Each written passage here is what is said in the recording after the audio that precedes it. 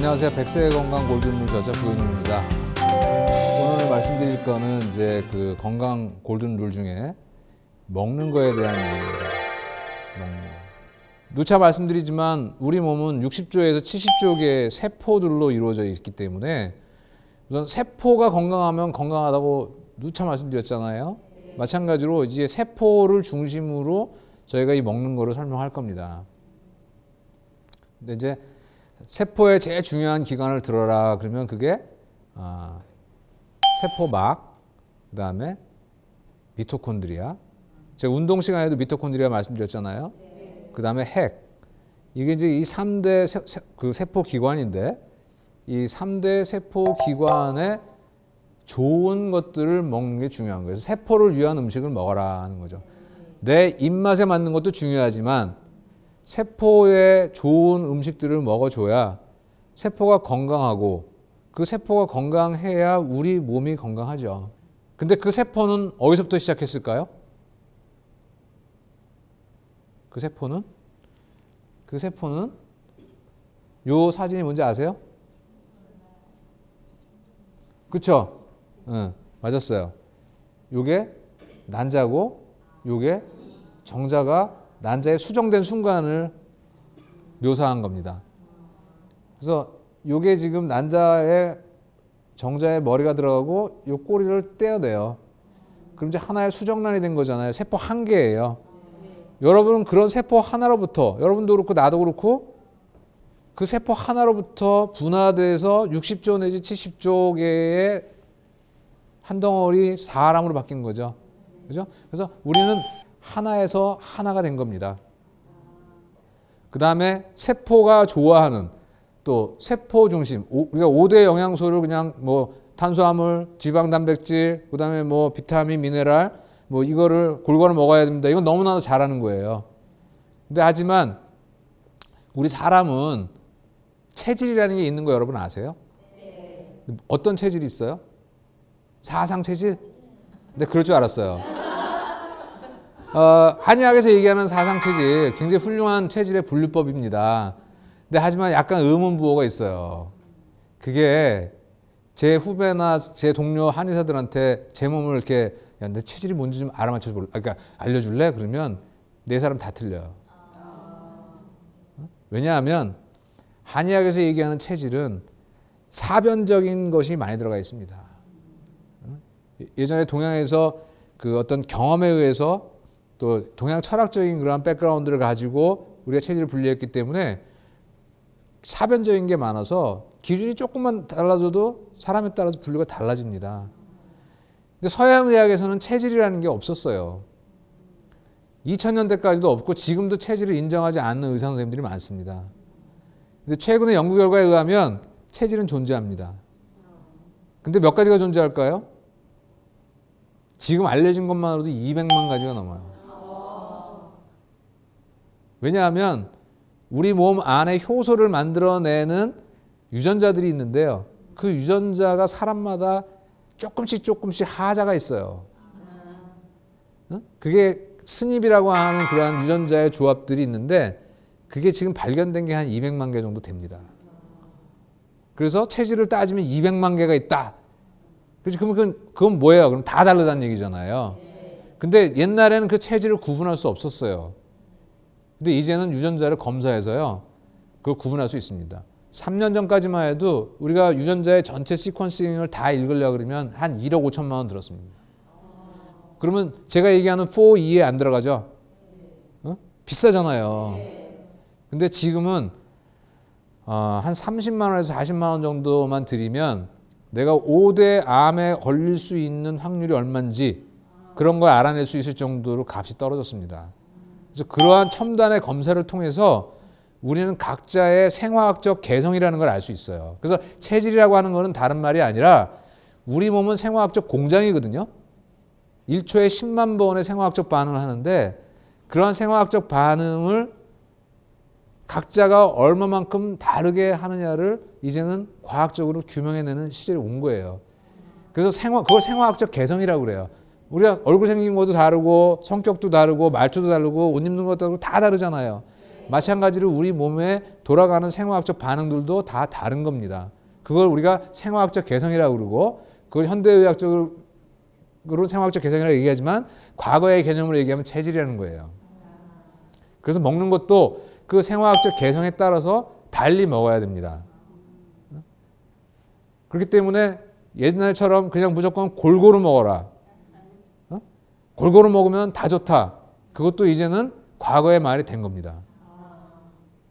그래서 먹는 것도 이제는 자기의 생화학적 개성을 반영한 그런 상태로 먹어야 하고요.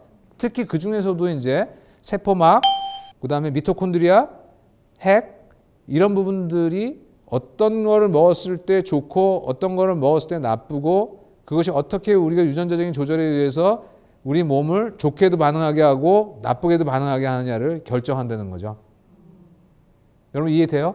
네. 그러니까 이제는 정말 개성을 존중하는 시대에 돌입한 것처럼 의학도 또 건강도 그 개성을 존중해야 됩니다. 그러니까 결국은 획일적인 그러한 치료의 시대에서 끝나고 개성에 맞춘 시대에서 우리가 가야 되는데 아직까지 약은 우리가 개성에 맞게 못 만듭니다. 어? 여기 계신 분 하나하나에 맞는 아스피린 만들어 줄까요? 어? 여기 계신 분 하나하나에 맞는 소화제 만들어 줄까요? 안 되잖아요. 결국은 어떻게 돼요? 다 똑같은 거 먹게 되잖아요. 근데 그런 시절에서 먹는 거는 자기 하나하나에 맞춰서 먹을 수가 있어요. 그죠? 내가 내 몸에 안 좋은 거 안 먹고 내가 부족한 거 먹고 안 부족하면 안 먹고 또 열량도 줄이고 늘리고 뭐 맞게 할 수 있잖아요. 우리가 먹는 거를 통해서는 자기의 생화학적 개성을 맞춰서 얼마든지 조절이 가능합니다. 그래서 우리가 그거를 먹는 거를 통해서 치료한다 그래서 전문적인 용어로 뉴트라수티칼이라고 그래요. 뉴트라란 말은 영양이라는 뜻이고요. 수티칼은 치료하다는 뜻이에요. 근데 과거에는 우리가 질병에 걸리거나 뭐 어디가 안 좋으면 약만 우리가 그거를 해결할 수 있다고 생각했지만 실질적으로 우리 몸이 작동하는 가장 기본적인 원료는 뭐예요? 바깥에서 들어오는 먹는 것과 공기 속에 있는 여러 산소예요. 그걸 통해서 우리가 생명 현상을 유지하는 거거든요. 따라서 먹는 거를 통해서 우리는 얼마든지 자기의 생화학적 개성을 조절하고 우리 몸이 비정상적으로 반응하던 것에서부터 정상적으로 반응을 유도할 수 있는 거죠. 거꾸로 우리 몸을 안 좋은 걸 먹게 되면 비정상적으로 반응할 수밖에 없죠. 그래서 지금 말씀드리는 이 모든 것들이 건강 100세 골든 룰, 100세 건강 골든 룰에서 제일 중요한 걸 들어라 그러면 먹는 겁니다. 계속 우리는 끊임없이 외부로부터 충당하고 내보내고 충당하고 내보내고 충당하고 내보내면서 우리가 우리 몸을 계속 유지 보수하는 거거든요. 또 우리가 지금 제가 이렇게 얘기하고 여러분 듣고 하는 것도 에너지를 소모하는 거예요. 그 에너지도 뭐예요? 제가 먹은 음식으로부터 또 외부에서 들어온 산소를 이용해서 그걸 태워서 ATP라고 하는 에너지를 미토콘드리아에서 만들어 줘야지 제가 보기도 하고 듣기도 하고 말하기도 하고 느끼기도 하는 겁니다. 기억도 하고. 그러려고 그러면 어떻게 우리가 먹을 것이냐가 중요하잖아요. 그래서 한 예를 들게요. 제일 중요한 것 중에 하나가 이제 우리가 간과하는 게 세포막이라는 거예요. 세포막. 그러니까 우리가 환자를 치료하다 보면 두 가지로 나뉩니다. 정말로 그 해롭되는 것도 안 먹고 뭐 자기 몸 잘 그 유지하려고 노력하는데도 불구하고 염증이 잘 생기는 사람이 있고 어떤 사람은 하지 말라는 것도 막 하고 뭐 이랬는데도 염증이 잘 안 생겨요. 그거 참 이상하잖아요. 제가 그 환자를 보는 과정 중에 이 사실은 처음서부터 느끼기는 했는데 왜 그랬는지를 알게 된 거는 얼마 안 됩니다. 그 왜 그랬는지의 답이 세포막이에요. 세포막은 굉장히 부드러운 두 층의 인지질이라고 하는 기름으로 되어져 있어요. 그래서 여러분들 보통 우리가 다이어트 한다든지 또는 뭐 음식을 먹을 때 제일 회피하는 음식 중에 하나가 지방이죠. 근데 그게 참 잘못된 거예요. 그러니까 세포막은 우리로 말하면 피부와 같은 거잖아요. 바깥에서부터 내부를 경계를 지어주고 하기 때문에 중요한 건데 실은 피부도 중요하지만 세포막은 더 중요합니다. 세포막은 단순히 그냥 바깥에 있는 벽이 아니라요. 안에 있는 것과 바깥에 있는 것을 들여가고 내보낼 때 조절을 하기도 하고요. 그 다음에 외부에서 이쪽 세포하고 이쪽 세포 사이에 정보를 교환하기도 하고요. 또 세포에서 만들어진 물질들로 다른 역할을 하게 만들어요. 그러니까 예를 들면 우리가 호르몬 같은 것도 세포막에서부터 만들어지는 거거든요. 근데 세포막을 구성하는 기름의 종류가 좋은 기름으로 되어 있냐 나쁜 기름으로 되어 있냐에 따라서 우리 세포는 건강하게 작용하느냐 건강하지 않게 작용하느냐를 결정합니다. 여러분 세포막은 굉장히 부드러워서 이게 바이브레이션 진동을 해요. 아주 우리말로 낭창낭창하다는 표현을 쓸 정도로 이게 그 아주 진동이 심한 조직이에요. 1초에 몇 번이나 진동할까요? 100만 번 이상 진동합니다. 어? 그렇게 진동하려고 그러면 탄력 있고 부드러워야 될까요? 뻣뻣해야 될까요? 그렇죠? 근데 여러분 이제 우리가 보통 그 과자를 먹으면 과자가 바삭바삭한 게 맛있어요? 이렇게 눅진눅진한 게 맛있어요? 그럼 그 바삭바삭하게 만들려고 그러면 기름 뭘 써야 될까요? 트랜스 지방을 써야 된다는 거죠. 여러분 댁에서 맛있게 튀김을 해놨어요. 그 튀김 몇 시간이나 가나요? 2시간 가나요? 바로 먹어야 바삭바삭하죠. 근데 여러분이 드시는 과자는 2시간 갈까요? 더 가죠? 그럼 뭔 짓을 한 거죠? 어? 딱딱하게 만든 거잖아요. 그 딱딱하게 만든 게 우리 몸으로 들어가면 어디로 가냐면 세포막으로 갑니다. 그럼 그 세포막이 부드러워질까요? 안 부드러워질까요? 그렇죠? 그럼 아까 제가 얘기한 세포막의 기능 중에 그 아주 낭창낭창하게 부드러워서 100만 번 이상 진동을 해야 우리가 바깥에서 외부로 들어오는 여러 가지 신호들을 받고 내보낼 거 잘 내보내고 들여보낼 거 잘 들여보내는 기능을 하게 되는데 그 기능을 못 하게 되는 거죠. 그럼 여러분이 먹을 것과 안 먹을 것이 구분이 되잖아요. 그러면 기름은 먹어야 돼요? 안 먹어야 돼요? 꼭 먹어야 되는 거예요. 근데 뭘 먹어야 되냐면 좋은 기름을 먹으라는 거죠. 여기가 이제 세포막이에요. 요게 세포막에 구성 성분들이 나와 있는데요. 이 구성 성분 중에 우리가 이제 단적으로 좋은 비율하고 나쁜 비율을 나누는 게 오메가3하고 오메가6예요. 근데 이제 오메가3하고 오메가6는 둘 다 우리 음식물에 많이 들어 있어요. 근데 비율이 중요합니다. 그러니까 오메가6가 무조건 나쁜 게 아니라 오메가6는 필수 지방산으로 우리가 먹어야 되는데요. 그게 오메가3하고의 비율이 비정상적으로 바뀌게 되면 그게 이제 어떻게 변하냐면 이게 이제 세포 안에 있는 핵이에요. 그래서 세포막에서 비율이 나쁜 상태로 가게 되면 세포 핵 안에 있는 DNA가 염증성 물질을 많이 만들어내는 상태로 바뀌어요. 그래서 우리가 그거를 프로인플라메토리, 즉 염증을 잘 익히는 상태로 만드는 거죠. 그게 누구냐 하면 아까 얘기한 것처럼 건강관리를 잘하고 했는데도 불구하고 자꾸 염증이 생겨서 안 낫는 사람이에요. 근데 예를 들면 건강관리 잘 안 하고 뭐 하라는 거 막 안 하고 하지 말라는 거 했는데도 염증이 잘 안 생기는 사람은 공교롭게도 세포막의 구성성분이 즉 오메가3하고 오메가6의 비율이 이상적인 상태인 1대4, 1대3.8 정도를 유지하는 사람들은 이 핵에서부터 염증 억제 물질을 만들도록 시그널링이 갑니다. 그걸 누가 결정하냐면 세포막의 구성성분이 결정하는 거예요. 근데 그 세포막은 누가 만들었냐면 내가 먹은 걸로 만들어지는 거잖아요. 그러니까 양질의 지방을 우리가 섭취하느냐 못하느냐는 지금 보여드린 것처럼 내 몸에 염증을 유발하냐 안 하냐도 마찬가지죠. 염증은 좋은 걸까요? 나쁜 걸까요?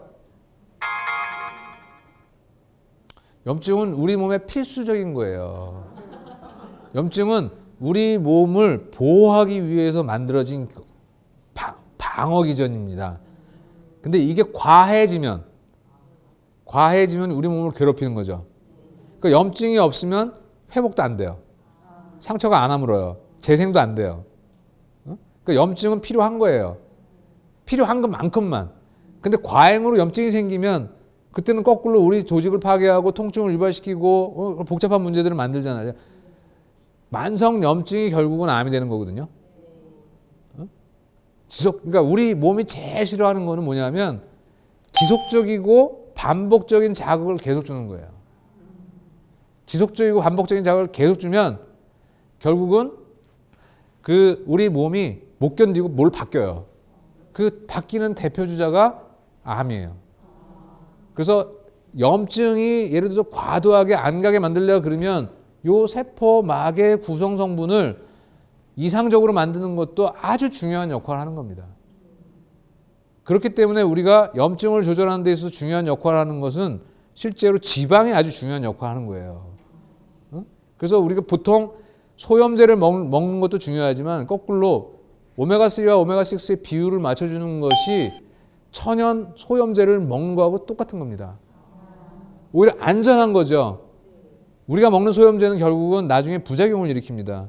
미국에서 관절염 때문에 1년에 그 콕스2 이니비터라고 하는 약을 먹고 사망에 이르는 사람이 7만 명에서 8만 명 정도 되는 게 공식적인 보고예요. 관절염에 의한 염증을 억제하기 위해서 콕스2 이니비터라고 하는 그러한 관절염 치료제도 아니죠. 진통소염제를 먹고 결국은 그거의 부작용으로 인해서 사망하는 사람들이 생긴단 말이에요. 그 사람들이 거꾸로 체중을 줄이고 보행을 올바르게 하고 관절을 가로지르는 근육을 강화하면서 우리가 천연 소염제인 오메가3와 오메가6의 비율을 잘 조절해서 세포막을 이런 상태로 만들면 염증 유발 물질을 적게 만들기 때문에 붓는 것도 가라앉고 원천적으로 우리가 관절염을 줄일 수가 있는데 그 방향으로 가지 않고 간단하게 먹는 약으로 내가 통증을 조절한다고 하면 당장은 부은 게 가라앉고 통증은 줄어들지만 결국은 그 약의 부작용으로 심혈관 질환이 생겨서 사망에 이를 수 있는 그런 중요한 상황을 만들 수 있는 거죠. 그러니까 먹는 게 중요한 거예요. 그러니까 먹는 거는 단순히 그냥 내가 먹어서 즐겁고 살찌고 뭐 이런 걸로 끝나는 게 아니고요. 결국은 우리가 100세까지 건강하게 또 아름답게 자기의 미를 유지해 가면서 살 수 있는 가장 중요한 요소 중에 하나입니다. 즉 먹는 거는 뉴트리, 영양은 지노믹스, 이게 유전자라는 뜻이에요. 단순하게 그냥 에너지로 돌아가는 것이 아니라 우리 몸의 유전자에다가 신호를 줘서 아까 얘기한 것처럼 생화학적 개성에 맞게 반응하도록 먹어야 되는 거예요. 만약에 거꾸로 하면 우리 유전자에서는 1, 2 가야 되는데 1, 2 가려고 하는 게 아니라 엉뚱한 방향으로 가도록 만들면 문제가 되는 거죠. 그래서 제가 아까 그 보여드린 그 사다리 슬라이드에 보면은 사다리 옆에 이 4칸에 영어로 되어져 있는 그 문장이 있습니다. 이게 유전자잖아요. 그 유전자를 조절하라는 말이 나와요. 그 유전자를 어떻게 조절하냐면 우리 몸에 장수를 수명을 조절하는 유전자가 있어요. 서트윈이라고 하는 유전자가 있는데 그 유전자를 적절히 조절할 수 있도록 하는 것과 조절하지 못하는 것이 수명과 건강에 굉장히 중요한 역할을 하는데 그걸 조절하는 물질이 AMPK라고 하는 물질이에요. AMPK라고 하는 효소입니다. 효소. AMPK라고 하는 효소인데 그 AMPK의 효소는 최근까지 잘 안 알려져 있어요. 이게 굉장히 그 최신의 그런 정보입니다. 그러니까 여러분 지금 최신의 정보를 들으시는 거예요. 응? 그러니까 최신의 정보인데 이 AMPK는 뭐 비만에도 관련이 있고요. 그다음에 혈관에도 관련이 있고요. 기타 여러 가지 그러한 관련이 있습니다. 그래서 그 AMPK를 어떻게 우리가 활성화시키느냐가 혈관도 조절하고 비만도 조절하고 기타 여러 가지 물질들을 조절해서 장수하게도 만들고요. 날씬하게도 만들고 당뇨도 예방하고 고혈압도 예방하고 염증도 줄입니다. 근데 이거는 단순히 어떤 하나의 방법으로만 조절되는 것이 아니라 지금 제가 쭉 말씀드리고 있는 100세 건강 골든룰의 7가지 카테고리를 우리가 다 여러분이 골고루 적용하게 되면 AMPK가 활성화가 돼요. 응? AMPK. 그러니까 여태까지는 근거를 못 댔어요. 운동하면은 좋은 거야. 응? 골고루 먹어야 좋은 거야. 응? 뭐 이렇게 그냥 공자님 말씀 같은 것만 했잖아요.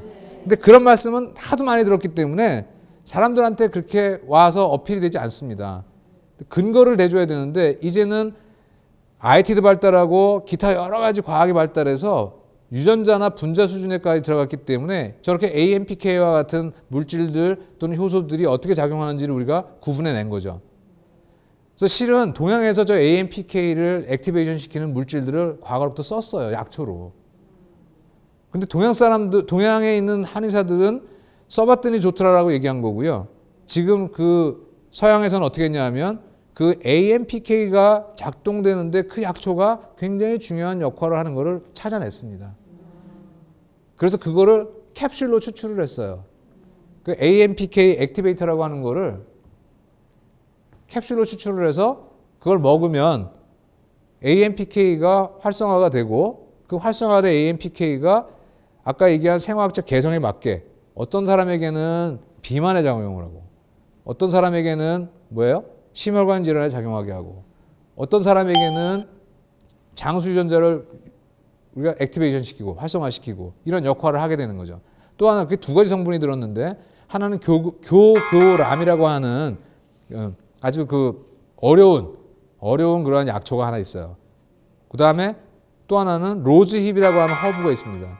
그 로즈힙에서 추출한 두 개의 물질을 이용해서 AMPK라고 하는 그런 효소를 자극하는 거예요. 제가 이 말씀을 왜 드리냐 하면 그 AMPK 같은 하나의 특정한 부분도 중요하지만 먹는 것이 저렇게 유전자를 자극한다는 거예요. 여러분이 오늘 아침도 드시고 또 이따가 저녁도 드시고 또 다른 매일매일 뭘 먹을 겁니다. 그렇게 먹는 것들이 실질적으로는 결국 어떻게 되냐 하면 여러분 세포 속에 있는 유전자를 계속 자극하는 거예요. 그것이 좋은 스위치는 켜고 나쁜 스위치는 꺼야 돼요. 근데 이게 반대가 되면 어떻게 돼요? 반대가 되면 우리 몸은 비정상적으로 반응합니다. 그래서 결국은 우리 유전자에는 억제 유전자하고 촉발 유전자가 있어요. 그러니까 예를 들면 우리가 장수 유전자는 우리가 촉진시켜야 되는 거고요. 돌연변이 유전자는 억제해야 돼요. 근데 이걸 반대로 껐다가 켰다 하게 되면 결국은 우리 몸이 비정상적으로 가겠죠. 그 비정상적인 자극을 주는 요인 중에 하나가 먹는 거예요. 오늘은 이 먹는 것이라고 하는 것이 너무도 중요하기 때문에 오늘 한 해로 끝나는 것이 아니라 다음 시간까지 연장을 해서 그 다음에 우리가 어떻게 먹어야 하고 뭘 조심해야 되고 먹는 것이 지나가는 소화기관이 우리 몸에 어떠한 작용을 하는지에 대해서 말씀을 드리도록 하겠습니다.